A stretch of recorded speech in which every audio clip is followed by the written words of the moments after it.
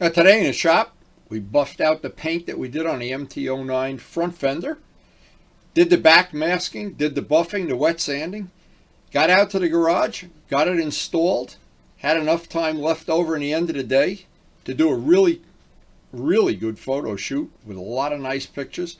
Now I can plan the next step of the job. And the way the day played out, at the end, a lot of little unexpected things happened. But in the end, it all worked out. And as I'm ending up the video, the windshield came for the evil twin part of this project. And Karen got delivery of her flowers that she gets once a month. But today promises to be a really productive day, and I'm glad I'm not out in the garage because it's bitterly cold out here. I'm glad I got no painting to do today, but I do want to take the fender that I painted yesterday, put it downstairs by the heating vent for 3 or 4 hours.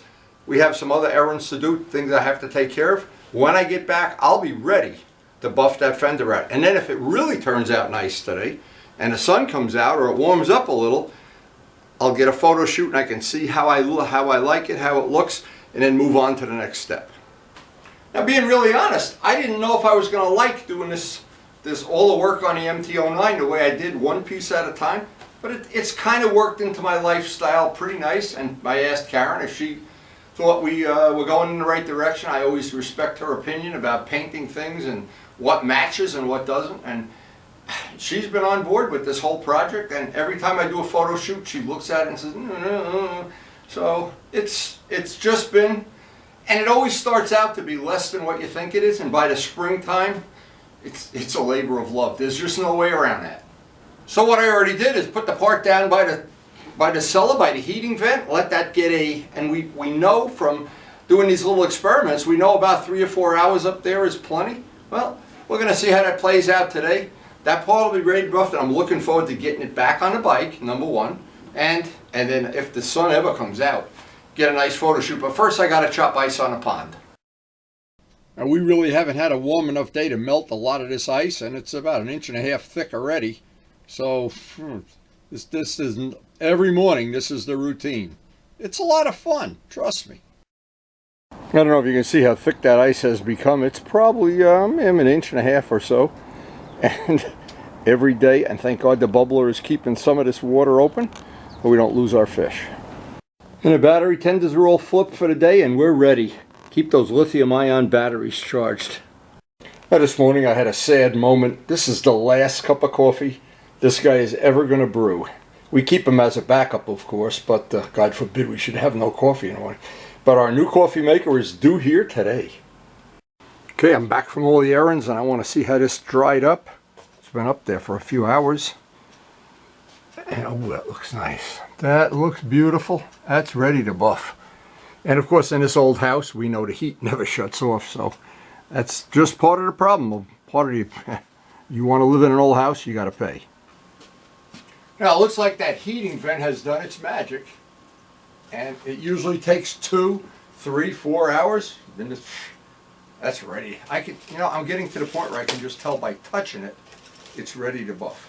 And really, we took advantage of a day yesterday, a paintable day where the wind was howling, but we got the job done. So step one is always some warm water, a few drops of any dish detergent. Wait, that's how much dish detergent we use wet safely. Here we're using 2000 grit Indasa sandpaper and soapy water. So what I thought I'd try here, and I'm going to leave the back masking on just in case I want to add some clear or do any touch-ups or anything. I figure there's no point pulling it off. Then at the very end I'll take it off and try to minimize that edge. But basically this whole part is going to be done by hand. It's pretty simple. It's a small part. The paint is nice and dry. This should just be a piece of cake. Should be no effort at all to get this done. Hour or so and we'll be outside.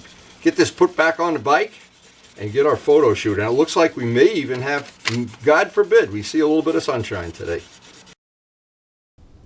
Now as I'm force drying more and more of this paint, I'm learning what the limitations of it are. And it seems like it really does need 3 to 4 hours up by a heating vent. But it's sanding like butter. And the real test is how much time it takes to buff it out. And in this case, we didn't even have to use the machine. You'd hand buff it out. it just polished right up. I did part of it in real time just to show how quick it goes and how effortlessly it just buffs out beautifully. That's all I can say. Okay, now I've got that pretty well flat sanded out. I think we're ready. We're ready to start buffing. I would get, you know what, we've been really lucky lately. There hasn't been any fisheye issues in almost all of these MT09 parts, so they've just been lucky. I don't know about that, just luck.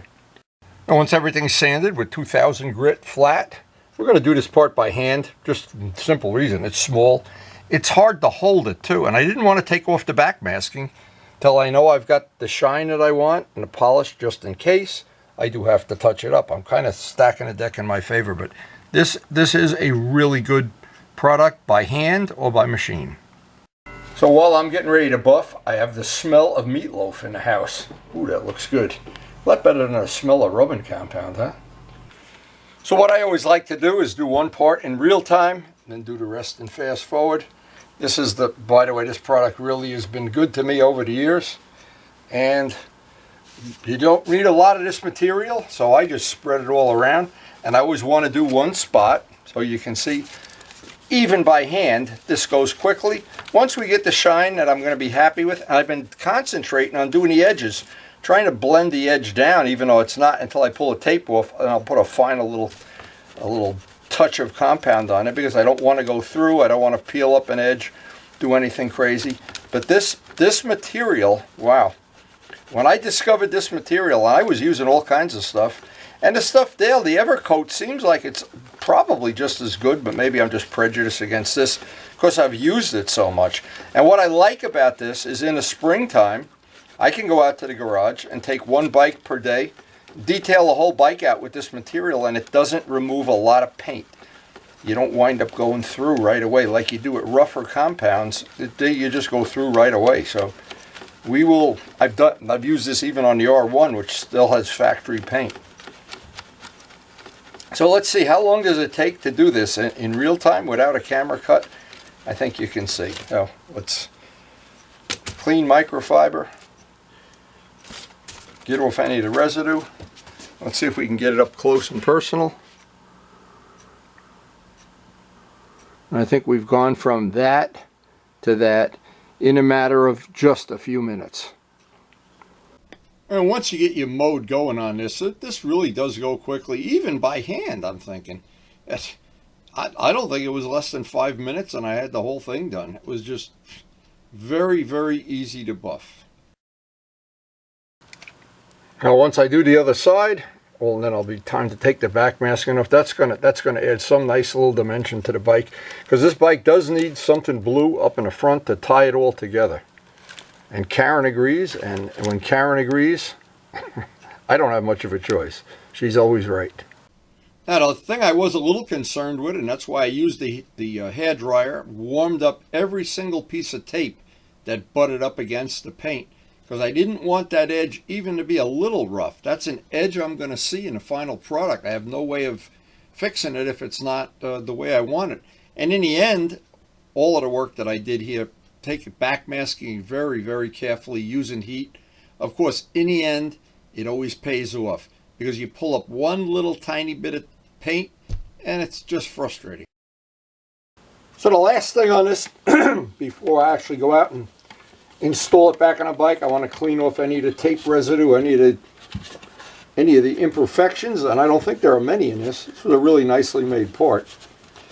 Just get that edge knocked down as much as practical, and I know it's not going to be zero, but I can knock it down to the minimum. I want to polish up the washers for the bolts, and at this point, I'm looking forward to the photo shoot. It looks like we may have a decent day to do a photo shoot. No rain projected, no snow, no hurricanes, no tsunamis, no nothing. It's a very rare time. And after any backmasking, there's always some little tape residue or some fingerprints or some whatever. And it's just me, I like to work with nice, clean parts that don't even have fingerprints on them. Now, before I backmasked this off, I did tentatively 4 or 5 different ways of making that design, that blue, so I could see it from the front and from the back. and I'm very satisfied the way it worked. And before I head out to the garage, I have to take a free sample of the meatloaf. Ah, delicious.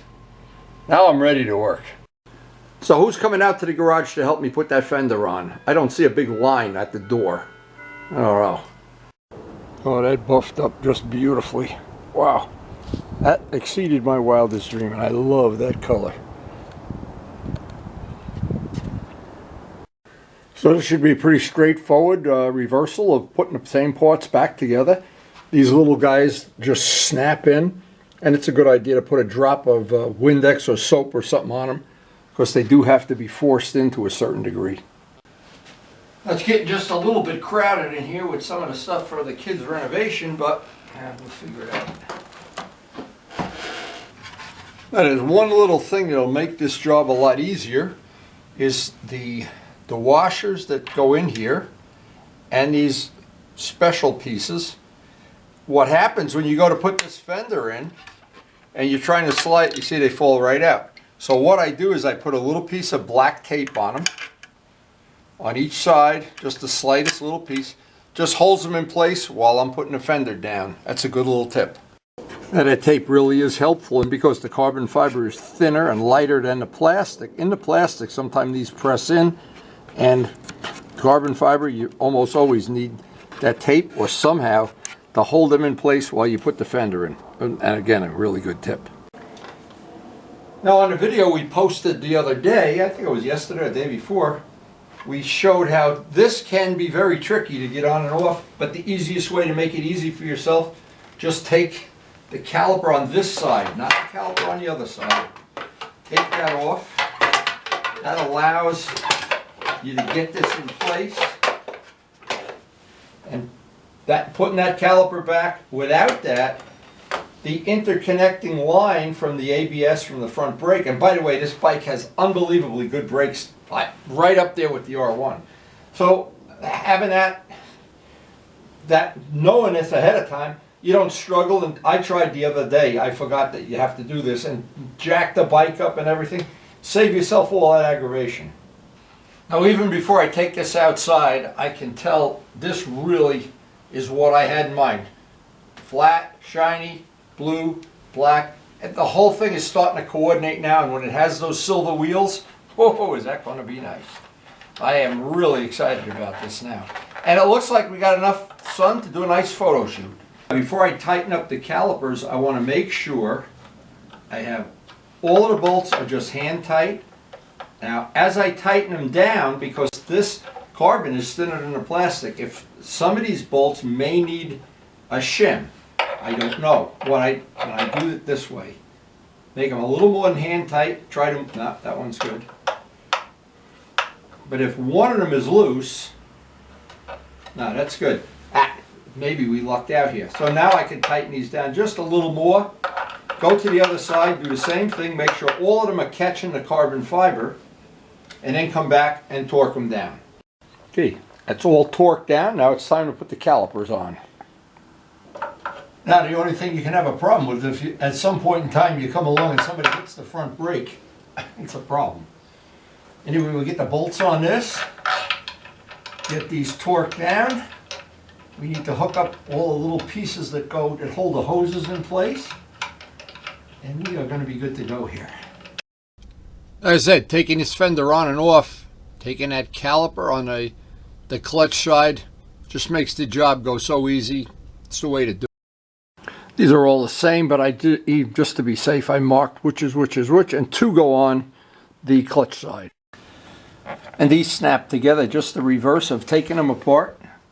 And this is the crossover hose that prevents you from taking the fender off without taking one of the calipers off. Just for good information. Now sometimes these little clips can be difficult to put in. You've got to make sure there's little tangs on this, that they're squeezed all the way in before you try to press them in. It's a little tricky, no big deal.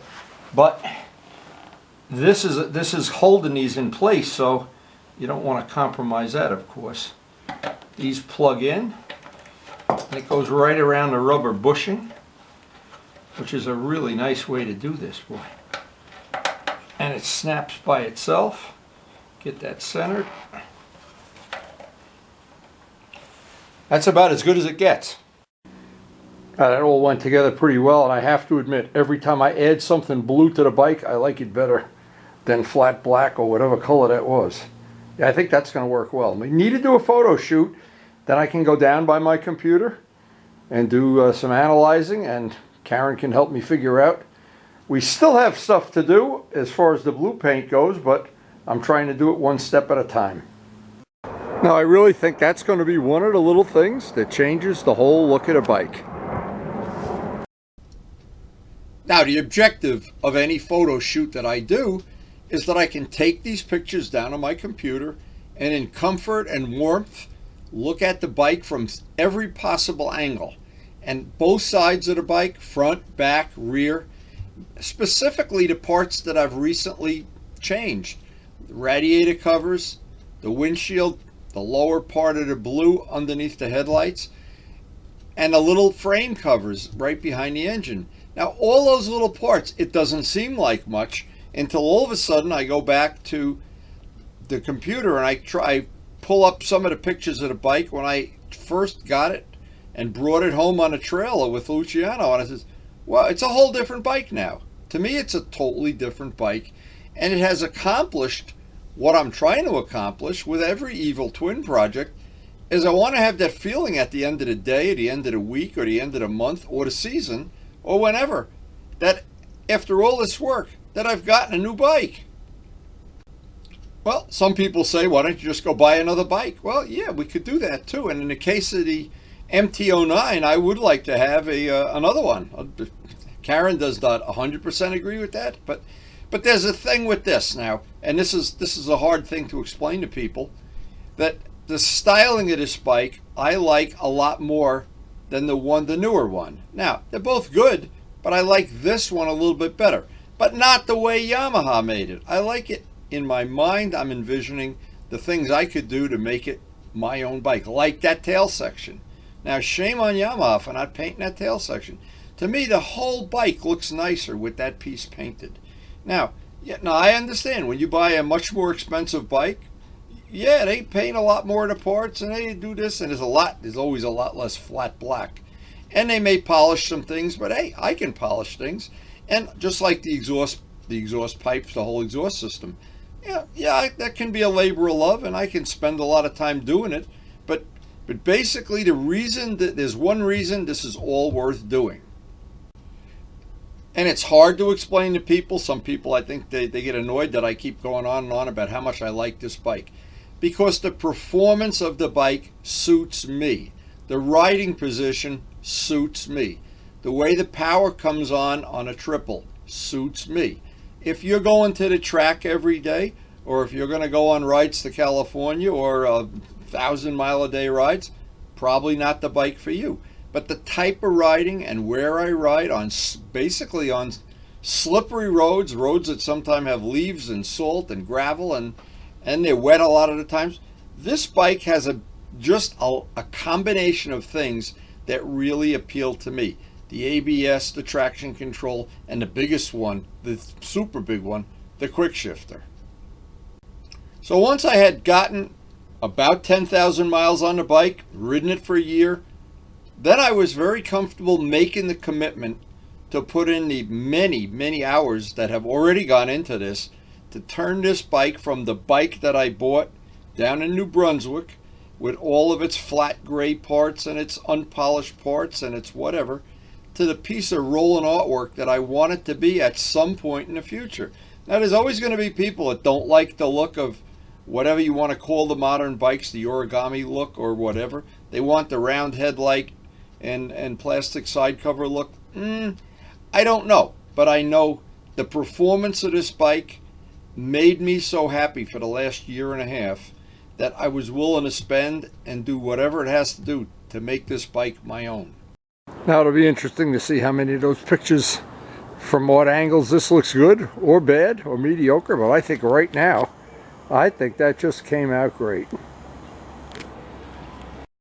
Time to get back in a house where it's nice and warm. It's cold out here. So after a day of working, Karen got a delivery of her flowers. They come from Costa Rica, of all places. The kids got her this gift. Was it Christmas or your birthday? It's Christmas, and it was a 3-month supply of flowers. Every 3 months. Every 1 month. Every month for 3 months. They send you in the middle of the winter. Instead of flowers from our garden, we have them from Costa Rica. How cool. Karen loves her fresh flowers. Oh boy, does that make it on a really cold day like today? The coffee tastes better. So you think this day would be over with fresh flowers and everything? Our coffee pot got delivered.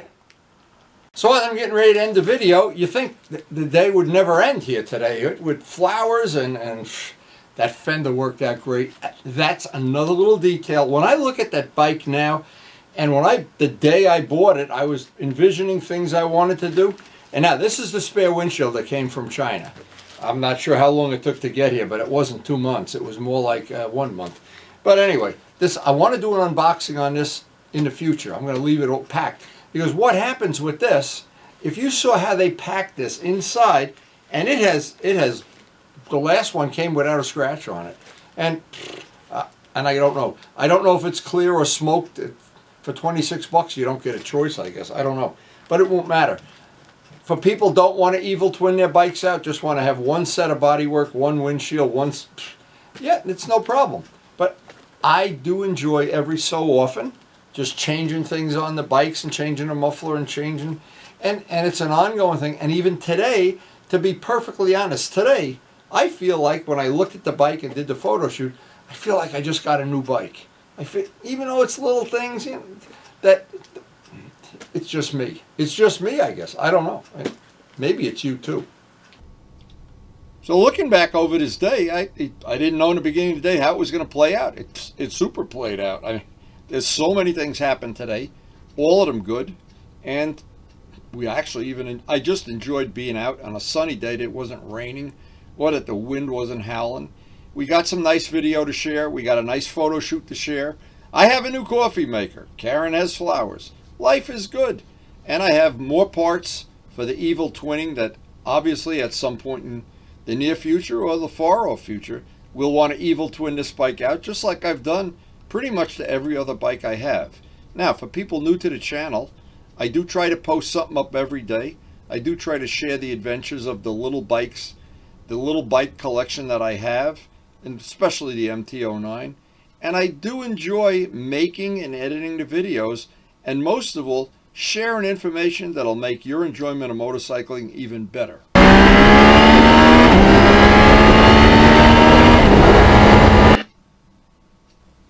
So if you enjoyed the video, I hope you share it with your friends. And of course, I hope, most of all, that we'll see you tomorrow. And thanks again for watching.